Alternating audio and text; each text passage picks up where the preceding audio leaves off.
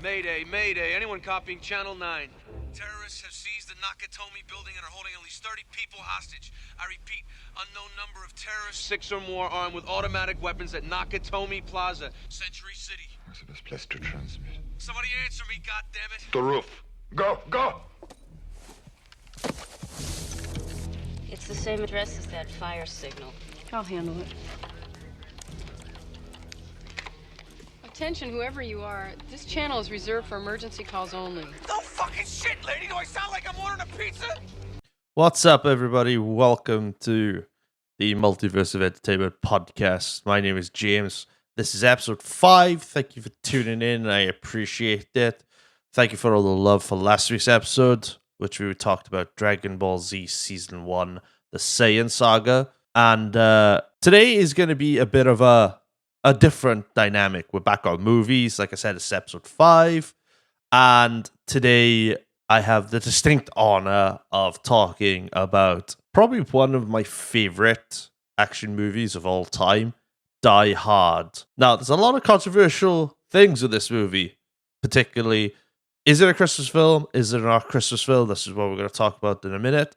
But before I say anything, before we talk about the movie, I'd just like to say thank you very much for all the love and support for this podcast so far. I know we're only episode 5 episodes in, I should say, but I really, really do appreciate all the love and support. So please, please, please keep subscribing, keep following, share it with everybody, share this podcast with everybody. We're going to go and grow bigger and better than ever each and every episode. So I appreciate it. But enough said. Let's get right into the episode where we're talking about Die Hard, which released in theaters on July 15th, 1988. Let's go. They have already killed one hostage. They are fortifying their positions while you're jerking me off on the radio. Now send the police Sir, back I've up already ASAP. told you, this is a reserved channel. If this is an emergency call, dial 911 on your telephone. Otherwise, I'll have to report this as an FCC violation. Fine, report me. Come the fuck down here and arrest me. Just send the police now.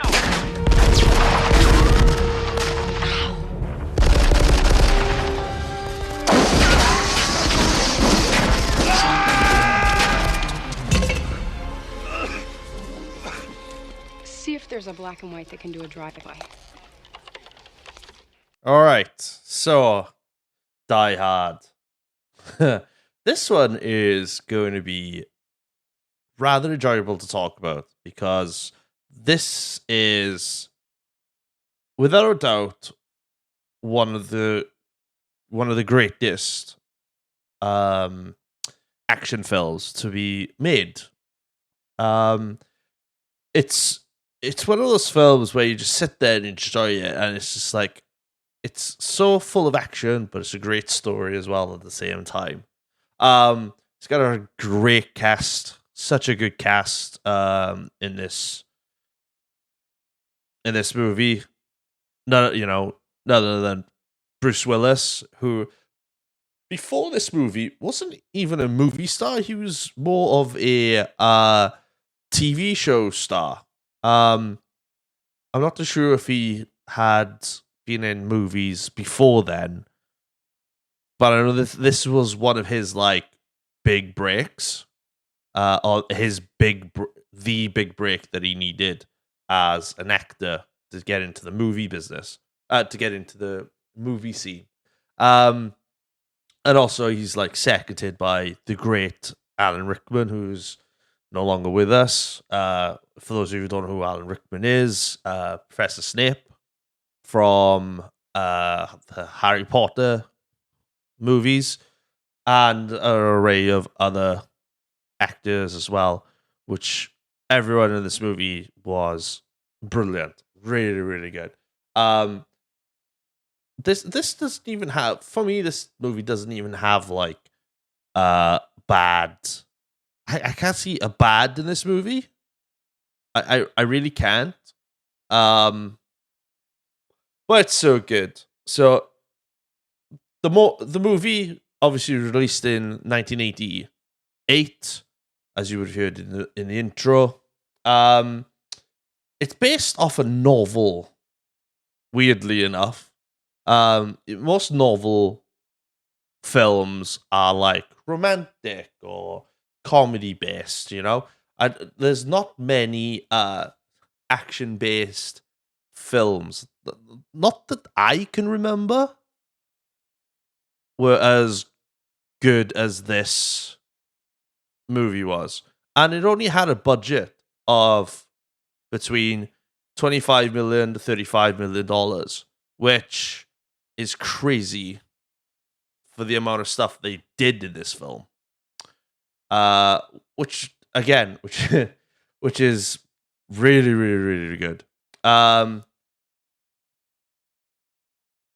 So this movie was based on a novel, on a 1979 novel called "Nothing Lasts Forever," and it tells the story of a cop who travels from New York all the way to LA to visit his family for Christmas, where his wife has picked up a job at a high-tech company, and she's invited him to come over. They're estranged.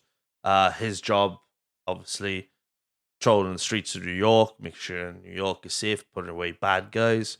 And he didn't follow her there, so they're really estranged. And this movie takes right. Let's put this out of the way now. All right, the book and the movie's based Christmas time, and it's based on Christmas Eve. And for me, I consider this a Christmas film. It is a Christmas film. It's based on Christmas. The book is based on Christmas. All right.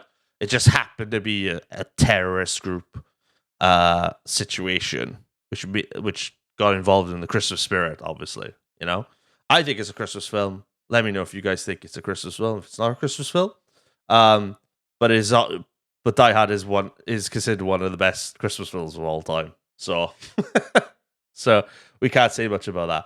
So, obviously, the plot of the movie: John McClane, played by Bruce Willis, travels to Los Angeles, hoping to reconcile with his estranged wife Holly, who is employed by the Nakatomi Corporation, and she works in the Nakatomi Plaza, which everybody is familiar with, especially if you're like a gamer, Call of Duty fans.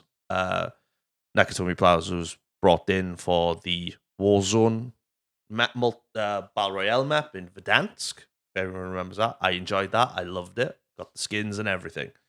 So he's driving around. He's being driven around by a limo driver named Argyle. He's just getting used to, talking shit.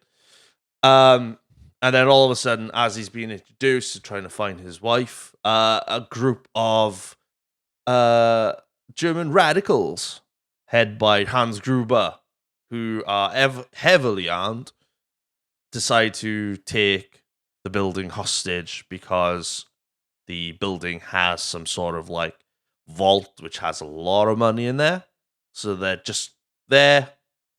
They just go in there, rob the place, and then leave, pretty much. But it turns into some sort of like cat and mouse kind of game, because they arrive at the party. There's a big Christmas party on.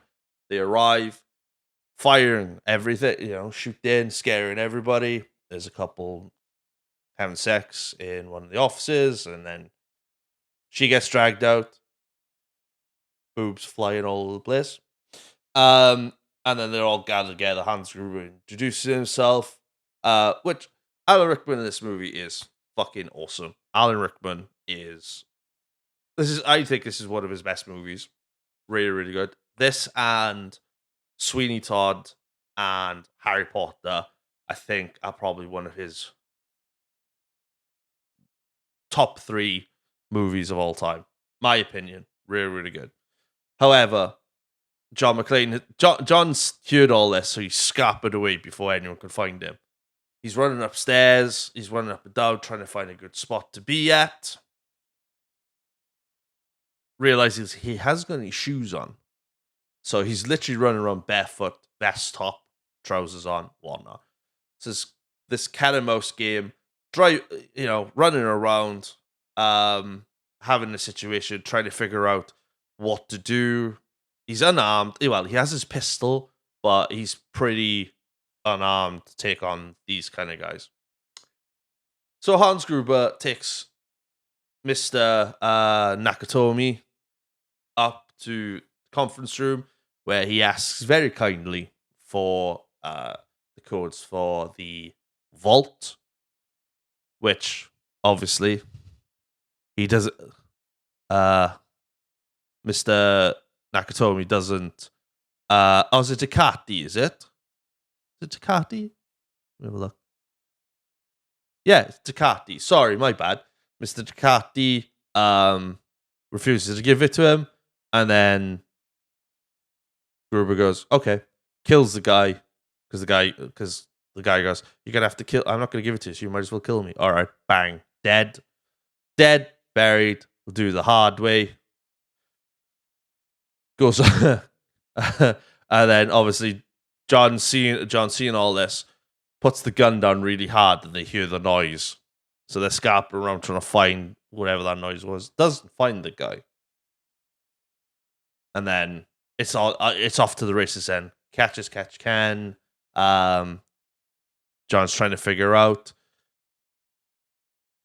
Puts the fire alarm down at one point. He puts a fire alarm down at one point because he needs to get people's attention. Fire surfaces come in. He's really excited about it coming, and then all of a sudden, the security guard downstairs who's been killed, who's been swapped with one of the bad guys, alerts the fire department. No, everything's fine, and then they get turned away. Obviously, John is not happy with this. So, excuse me while I have some water. Lovely.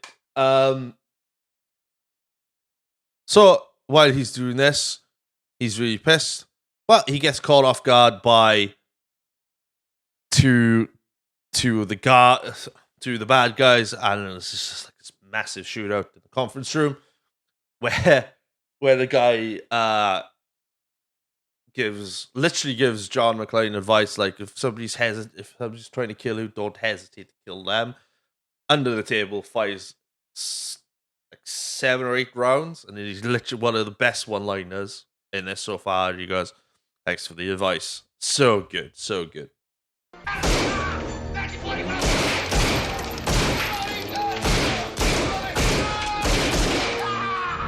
You are done. No more table.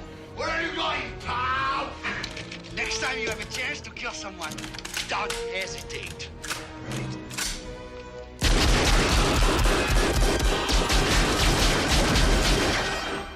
Thanks for the advice.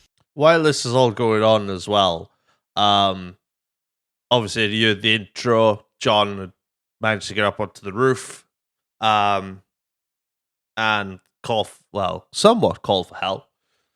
But they said something over there anyway. Sergeant Al Powell went to investigate and ended up just checking the lobby, seeing what's going on. Thought, screw this, as he was on his way home. And he gets a very warm welcome. Obviously, John's like, "Come on, what are you doing?" Sees him leaving, thinks on his feet, and thinks, "Right, I'm going to give him a surprise here," and end up with one of the funniest scenes, where John throws a dead body out of the building, lands on Powell's car, and Powell shits himself, and he drives all the way back. It's comical. Sorry to waste your time. No problem at all. Merry Christmas. Merry Christmas to you.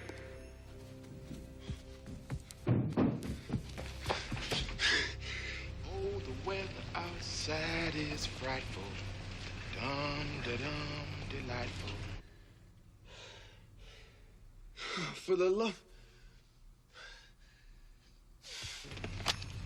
8 Lincoln 30 to dispatch. 8030, go ahead. Yeah, that's a wild goose chase over here at Nakatomi Plaza. Everything here's okay. Over. But nobody has no place to go. Let it snow, let it snow, let it snow.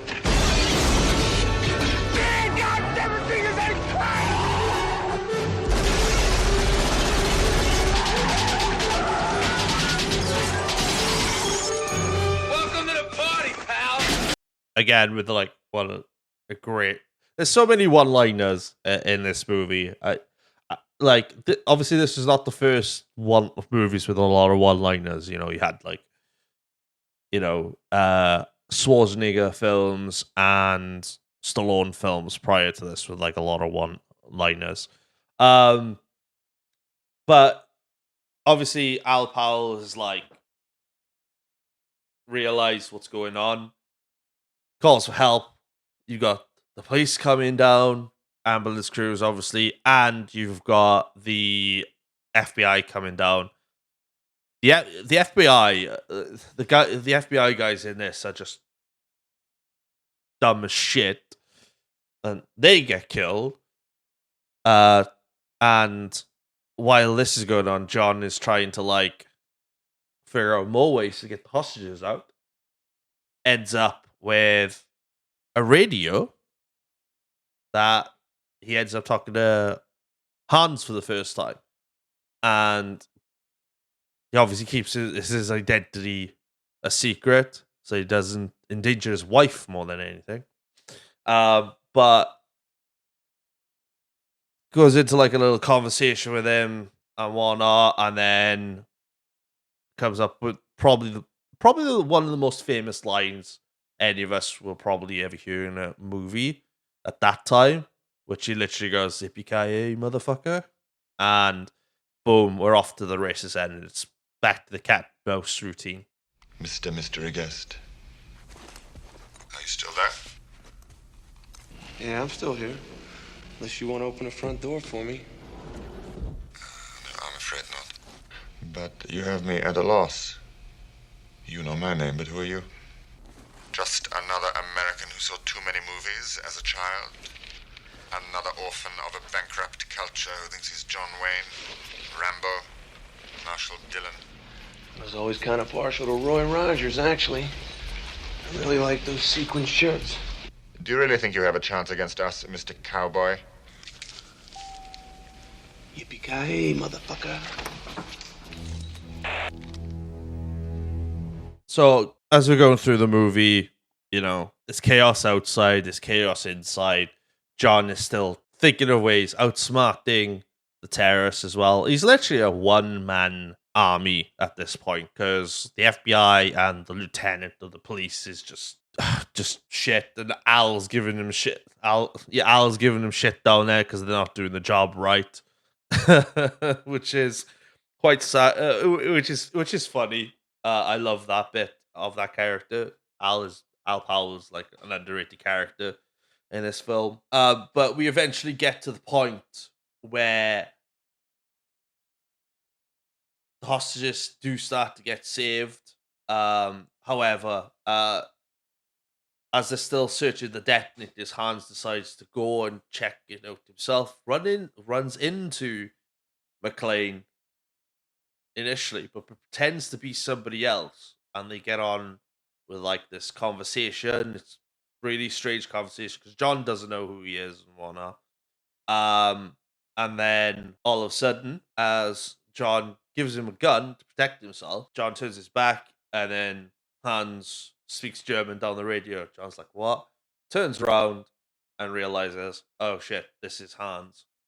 And Hans is like, "I've got you now," pretty much.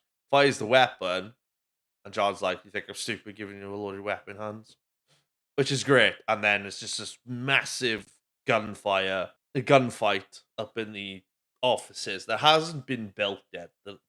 Mind you, this building is not finished. Okay.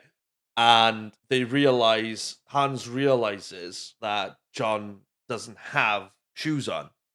So he tells his bodyguards, shoot the glass. Because John can't go anywhere then. He's screwed. They shoot the glass. John realizes, but he's got no choice but to walk through. And after they realize he's escaped, they don't know where he's gone. The next time we see John, he's literally crawling into the bathroom with blood coming from his feet, which all the glass and stuff. It's quite a horrific scene, seeing him take the glass out of his feet. It's quite bad. But initially, he gets himself somewhat patched up, and he goes off to the point where now he's got detonators,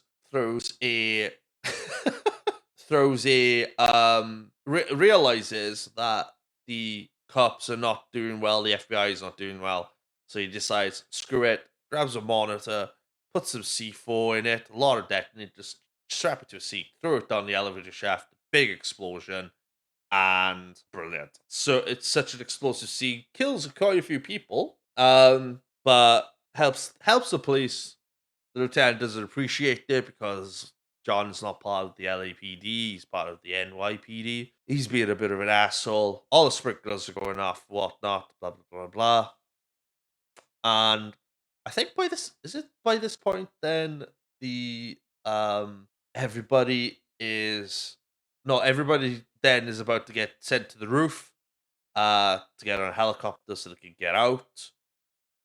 But on the news, on the TV, the news has picked up on who the mystery guy is and goes off to Holly's family home where he interviews the kids. By the way, the news reporter in this, the prick news reporter, is the same guy who plays Walter Peck in Ghostbusters. Great actor. I think he's a fantastic actor. He could play a prick really, really well. I'm pretty sure he's a really nice guy. I can't remember what the actor's name is, but I'm pretty sure he's a really, really nice guy, but he could play a proper prick through these films. And what else was it? Oh yeah, Hans realizes then, wait a minute, picks the picture up. No, he realizes who it is, picks the picture up, knows that Holly is the guy, McClane's wife. I think he radios. No, I'm ahead of myself. He finds out who the guy is from one of the workers who tries to get himself out of it, but ultimately gets killed himself. And then he sees the news, realizes Holly is John McClane's wife once he picks up the photo that she put down earlier in the movie. And then he gets all the hostages upstairs on the roof so they can get saved and whatnot, and then obviously let go downstairs. I'm not too sure. And then he takes Holly on his own to the vault as like a bargaining chip and whatnot. By this time, John has pretty much killed everybody, so there's only Hans left and the security guard. Ends up walking in with only 2 bullets in his gun. So he comes up with a plan, puts his hands behind his head, fires one off, fires the other off. The security guard goes down. Hans is like holding on to Holly, but he falls out the window, holding on to Holly, and the only way he's literally holding on to her by her wristwatch, which is pretty fucking stupid that he's holding on to a wristwatch. John pulls the wristwatch off of Holly, just before Hans is about to point his weapon, and as soon as the watch comes off, Hans just floats ever so slowly, slow motion wise, down the building. And I like how somebody, like the lieutenant, goes, "Oh God, I hope that's not a hostage." Do you know what I mean? And he's just like falling. Oh, somebody gets killed. Now, I didn't know this, but Alan Rickman did that stunt, but they wanted it to be like an authentic like look. So the stunt coordinator told Alan Rickman that we're gonna let you go at 3, and then we're gonna do the shot. But they did it. They counted 1, let him go, and the face you see on screen is a genuine look of fear as well, which is actually pretty fucking cool. So McClane obviously is sorted. McClane gets his wife back. Everybody's rescued, apart from like a couple of people. All the terrorists are dead. Everybody's happy dory. But as they get outside, one of the terrorists comes back, which is the blonde-haired guy, the long-haired blonde-haired guy, draws his weapon, is about to fire, but then who saves the day? Al Powell with a pistol, shoots him in the face and whatnot. It's fucking awesome. Everybody wins, and the terrorists die. And that's pretty much it. The movie is fucking awesome. I love it. Box office wise, it grossed like $139 139.8 million to 141.5 million dollars in the box office, which is fucking unreal. And this movie literally came out 30, 34 years, 34, 35, no, 36 years ago, I think. Yeah, 2 years before I was born. So about, because I'm 33 now, so I was about 35 years old, which is incredible how long this movie has like stood the test of time. But yeah, it's really, really good. If I can't really think of anything else to say, but the cast in this was great. The movie was great.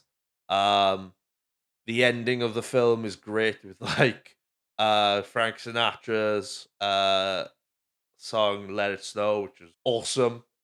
And yeah, it's awesome, and I can't think of anything else to say about it.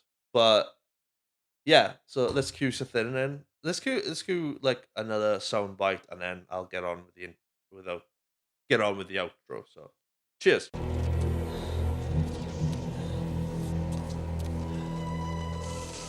So that's what this is all about? Fucking robbery? Put down the gun. Why'd you have to nuke the whole building, Hans? Well, when you steal $600, you can just disappear. When you steal 600 million, they will find you unless they think you're already dead. Put down the gun.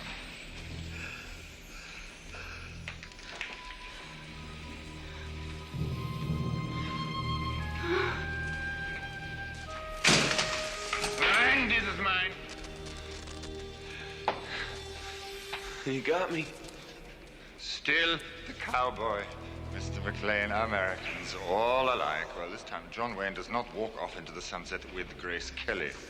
It's Gary Cooper, asshole. Enough jokes. You made a pretty good cowboy yourself, Hans. Oh, yes. What was it you said to me before? Yippie-Kai-Yey, motherfucker.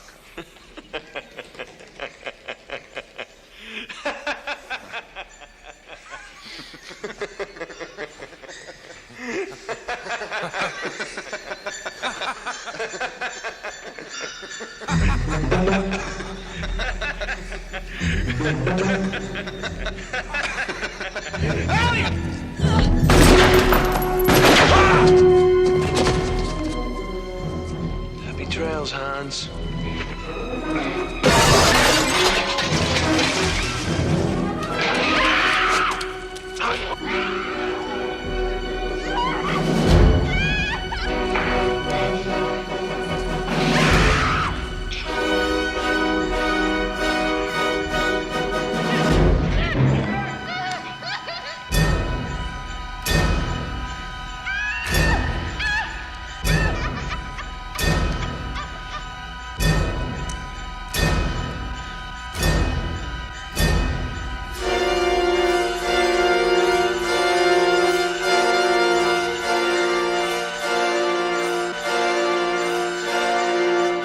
Well, I hope that's not a hostage.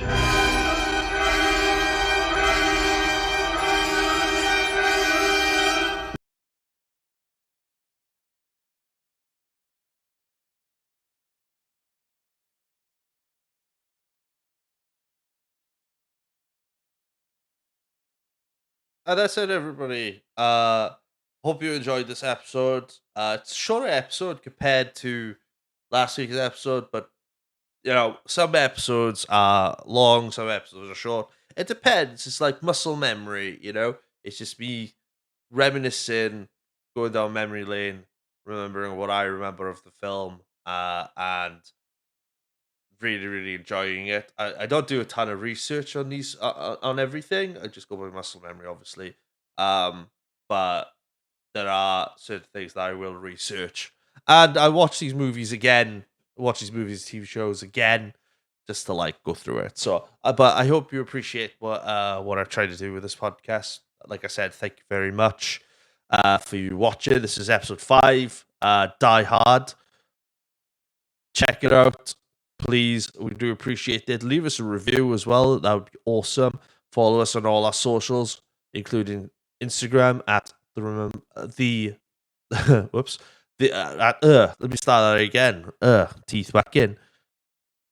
Check us out on Instagram at the Multiverse of Entertainment Pod. Check us out on TikTok, where every week you will get a clip for the next episode, which is MoPod on TikTok. I will get these right eventually. Jesus Christ, my brain's going faster than my mouth. Go subscribe to us on YouTube at the Multiverse of Entertainment Podcast on YouTube. Hit the subscribe button. It's free. You get these if you listen to this on YouTube. Please like the video, leave a comment, tell me what your best bits are of the movie or your best memories of the movie, and also follow us on Spotify. Both versions are audio versions, obviously, and it goes well. Give us a review and share it with friends. Share it with friends, guys. If your friends love TV shows and movies, please give us get them over here. The more support, it would be great. And that is it. That is it. So the next episode, which is episode 6, which we are back to the TV shows next week. And we are talking about one of my favorite cartoons of all time, Ed, Edd, and Eddy. Do not miss this one. This is going to be great. Have a good one, guys. See you next week. Peace.